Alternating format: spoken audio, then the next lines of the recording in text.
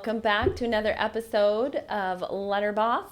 And I've got some new guests here today, which I'm going to let Liana introduce.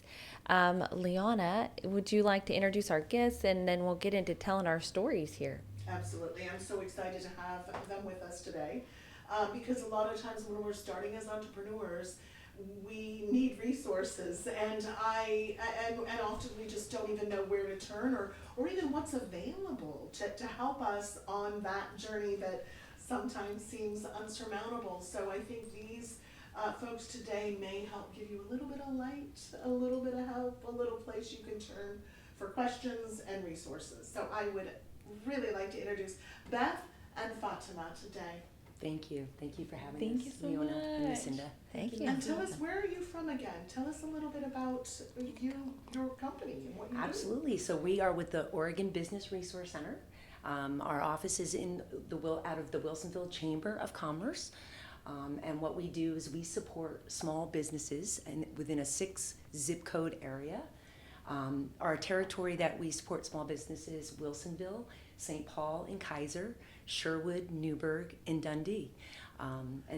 And I support Sherwood, Newburgh, and Dundee, and Fatima. I take over St. Paul, Wilsonville, and Kaiser because I live in Kaiser.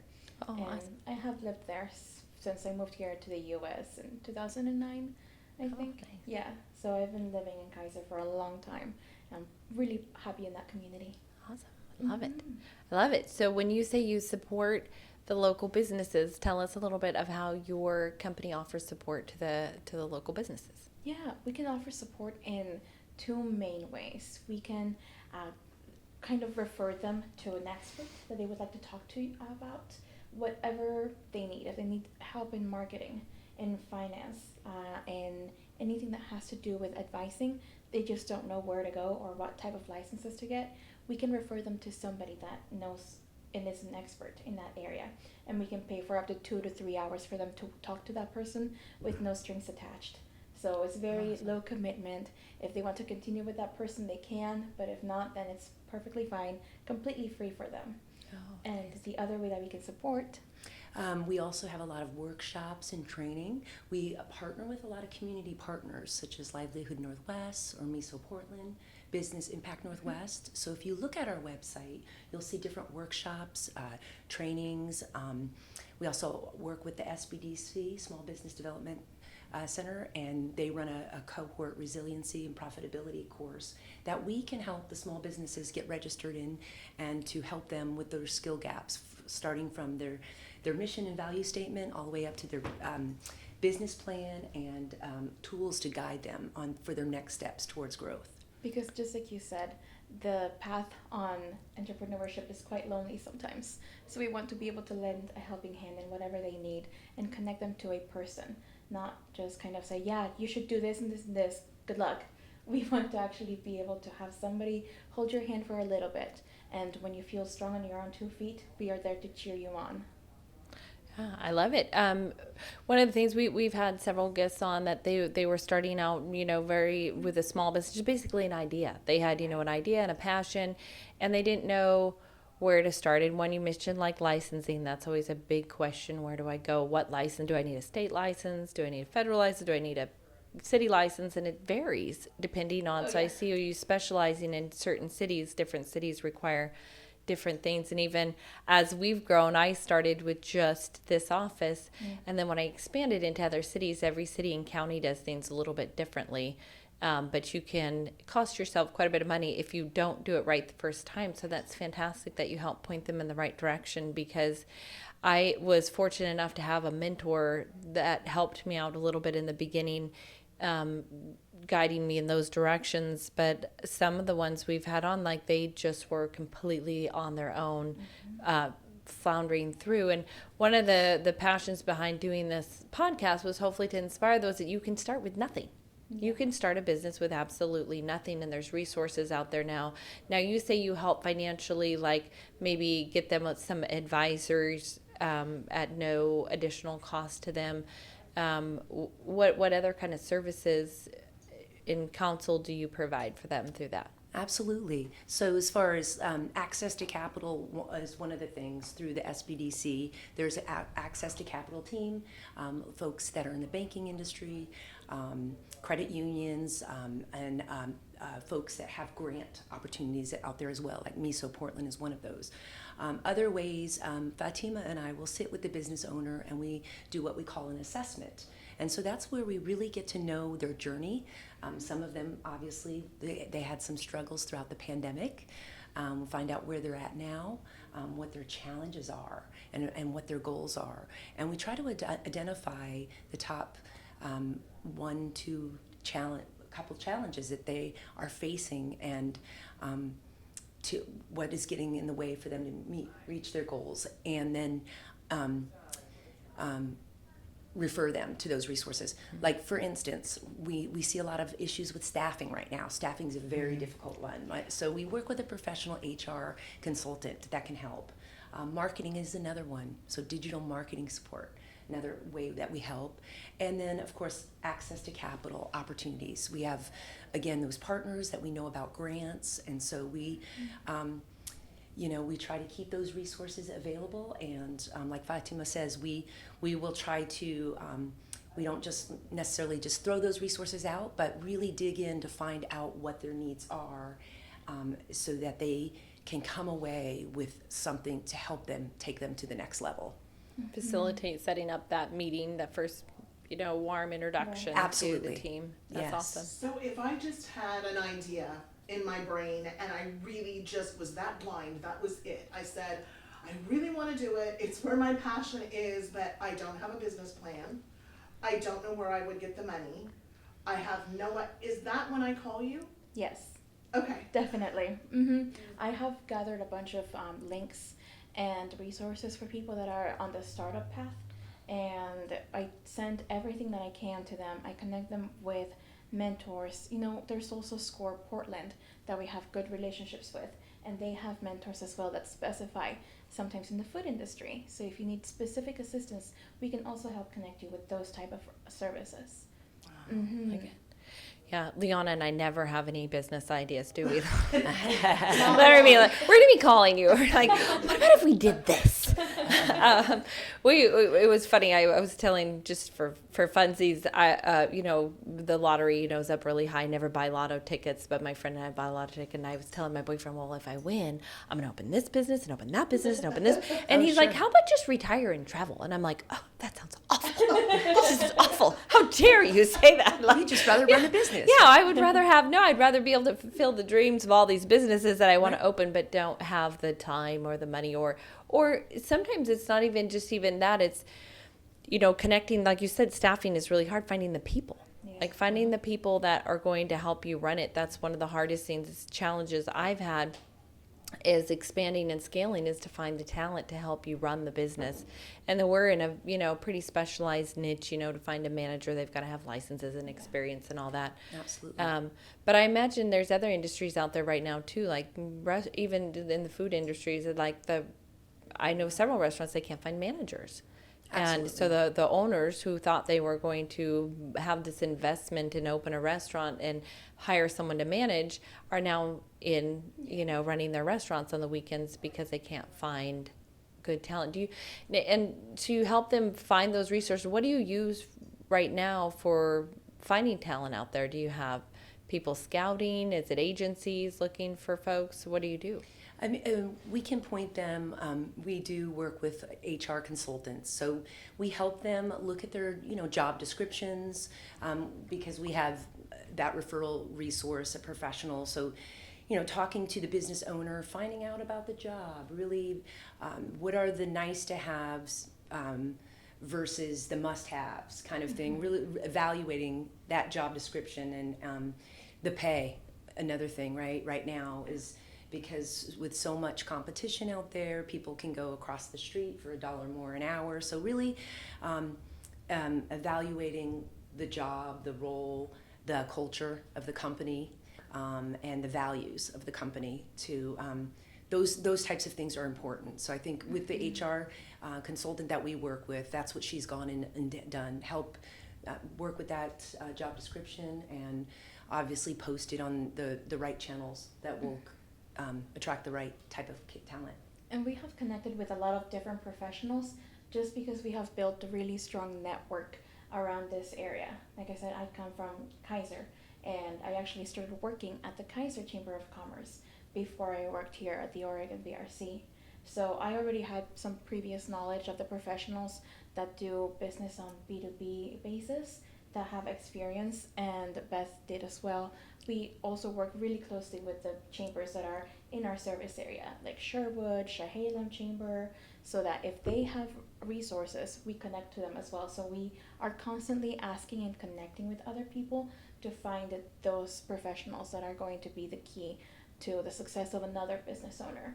So we continue to just keep meeting people. We get them on the phone and we ask them for how much they usually charge per hour. We let them know we're going to be able to pay for this amount of hours for a business. Is that okay with you? Please do not sell your services while you're on this appointment. This appointment is for the business owner only. Anything further is outside of the contract time. And then they sign, we get that approved, and that's how we get that process connected. So it's not like we go on Google and we just connect them to a random stranger, but we have to have previous knowledge, and we vouch for them, essentially. So that's how we connect people to Very people. nice. I like it. Absolutely. Yeah. So Now, are you still a resource? Let's say I have my business, I've been up and running for a few years. Now I'm getting ready to level up or make some changes. Maybe I need some financial help right now. Would I also be a candidate that would come talk to you? Definitely, Absolutely. yes. We Okay, would like wow. to. We work with a lot of different businesses at all stages of growth, whether it's at the startup level, at the growth level, or on the phasing out exit level. So any business, we have different resources because we know that all of those different phases are important, and that all of those different phases come with different new challenges. So we may be able to work with a business owner throughout multiple phases of their business life. And we have with some of them since we started the BRC last in 2022, I believe. Oh, okay. Mm-hmm. Okay. So it's a recent organization that's come. Now, is this a state-funded organization, or is this coming through the chambers? Well, it originally started as the Oregon Business Recovery Center because we got funding from ARPA to help businesses recover from the pandemic. So initially, we got some money from the federal government, and then went to the state level. And then at the state level, all of the chambers that were in the Common Senate District got together, and they asked for that ARPA money to come to their businesses. So they asked Senator Kim Thatcher at the time. The Wilsonville Chamber, Sherwood, Chehalem, Kaiser, they all got together, wrote letters, communicated with Kim, and she was able to have that money be redirected to her district. Now that district no longer exists. So we can't be called the Recovery Center for a specific district. We're called the Oregon BRC because our hope is that we can continue to get different funding. The recovery part has been finished. We gave out grants in the beginning of the year to help cover those losses from the pandemic. So after we were done with those grants, then we decided to rebrand it into now Resource Center. That's how we have been able to kind of imagine that it's going to keep moving forward. So we're no longer thinking in the past, but we're thinking on how we can help you get to where you want to go with the resources that we have. That's why we rebranded, not as a recovery center, but as a resource center. Well, We would and- like to keep going. I love that, and I know that a lot of businesses have recovered since their loss from the pandemic, but a lot of them are closed. Like we lost a lot of small businesses, and we've seen more and more and more getting to that point where they've run out of their, funding to keep them open, and and now we see them. We see some of them rebuilding. Like you probably noticed around like our downtown, there's just empty restaurant Absolutely. buildings and empty, taverns. Like they just couldn't make it through. And so now to rebuild, but the biggest thing we've seen with that, of course, is like usually funding, because the folks that want to do it, they didn't make any money back during the pandemic because they were in Right. the industry, and A getting this wall back. Yeah. in that growth. And we have some partners too that help out whenever a business wants to get a loan and they just don't know why they're not getting approved. They keep asking and they keep receiving no's. We can connect them with a financial advisor, that can work with them to help them make a business plan, get all of the financial stuff that they need in order, so that hopefully they can be successful in applying for more of those loans. And we also try and take a look at what other different grant opportunities out there that aren't that visible. We look into Hello Alice a lot. There's some grants in there as well. So we basically do a lot of Googling for the businesses that don't have the time to do that Googling themselves. We like to be that one-stop resource so that folks can come to our website or just have opportunities or have connections for them, whether it's a one-on-one consultant or another organization. Yeah. And that's full time. Yeah. Well, and what's hard for a lot of folks is who do they trust? Who, you know, they can sign up for a consultant, they can sign up, or, you know, they can apply for a loan, but there's so many scams out there right now that you don't want to end up and you've got to turn over all your financial information. You might have to put money up front. And that's where we've seen, because even just like way back during the pandemic, I went just about nuts because they locked me up in my house for 60 days. And so I was going to start some other businesses because fortunately our business was one that didn't, you know, we had a big increase during the pandemic.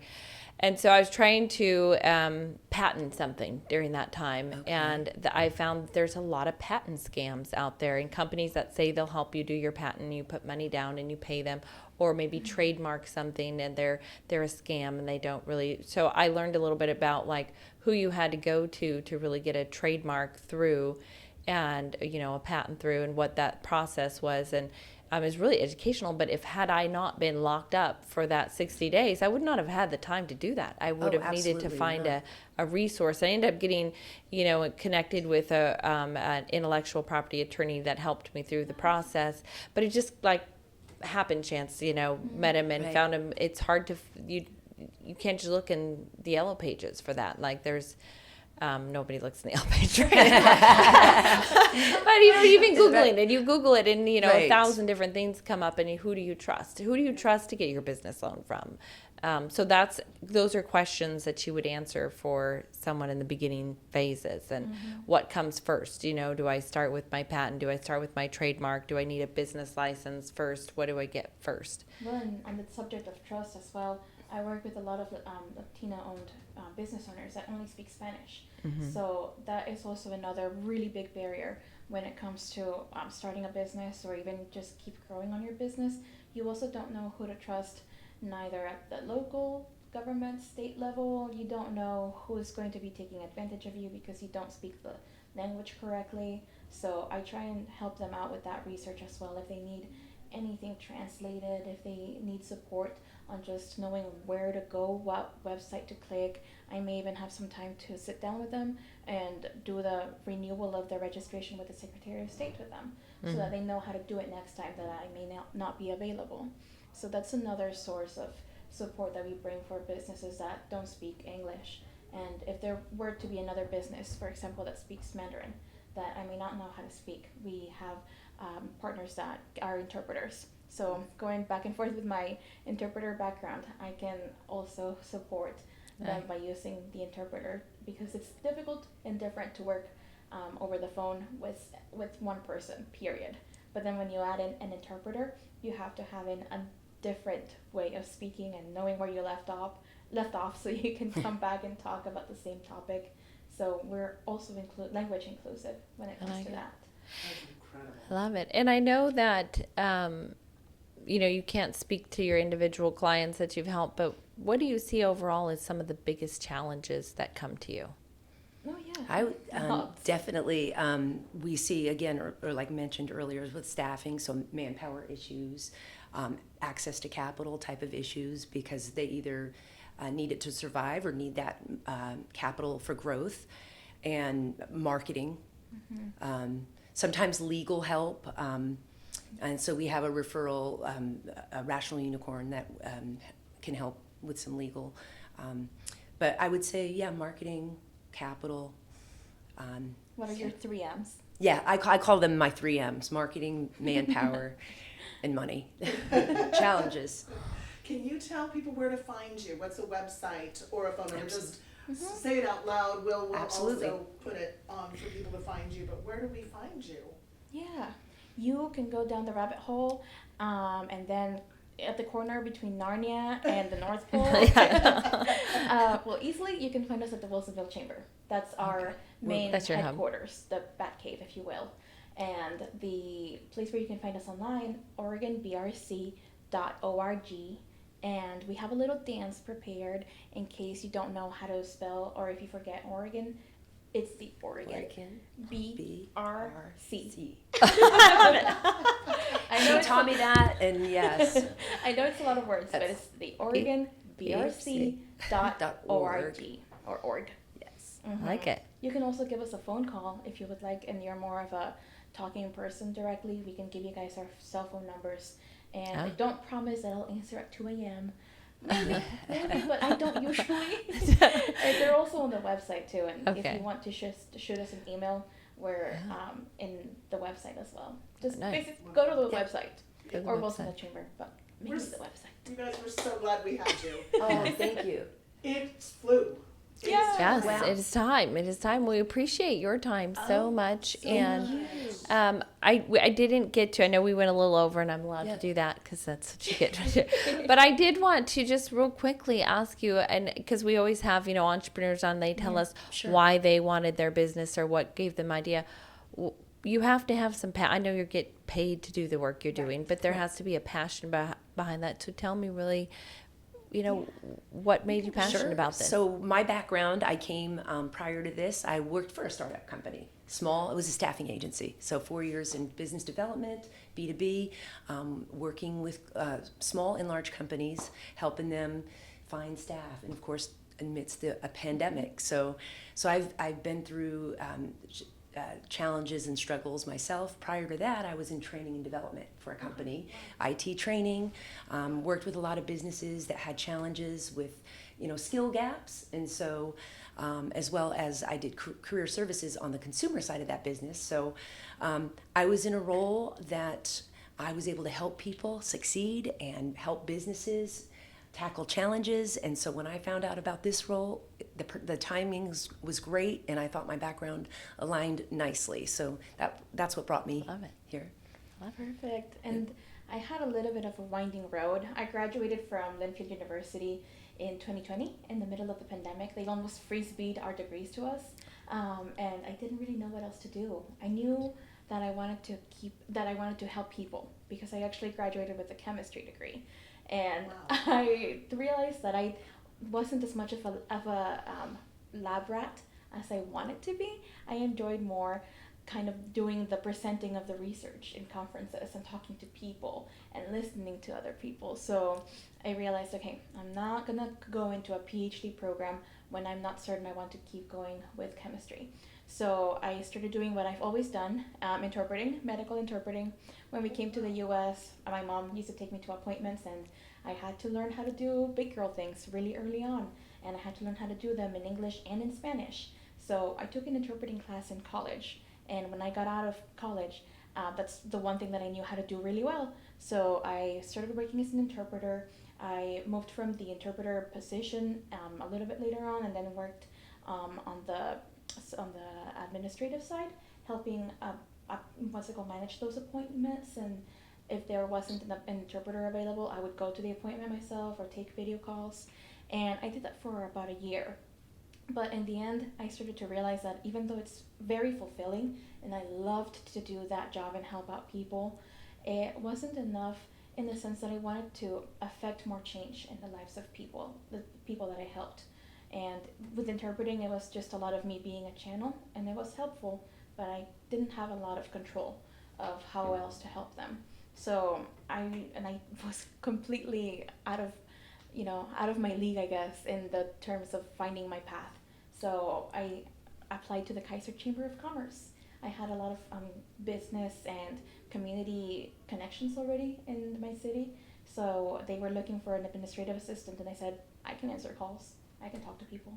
So I started working with the Kaiser Chamber, and I started to meet a lot of different people and help them out, and bringing in that Latino community and the Latino businesses in my community to other resources started to become a passion of mine. So I am now a board member of the Latino Business Alliance, and that's how I heard about the BRC, and the rest is history. I love it. Just wanted to keep helping out. Well, I love it, and I appreciate you telling your stories and appreciate what both of you do. Thank you for being out there.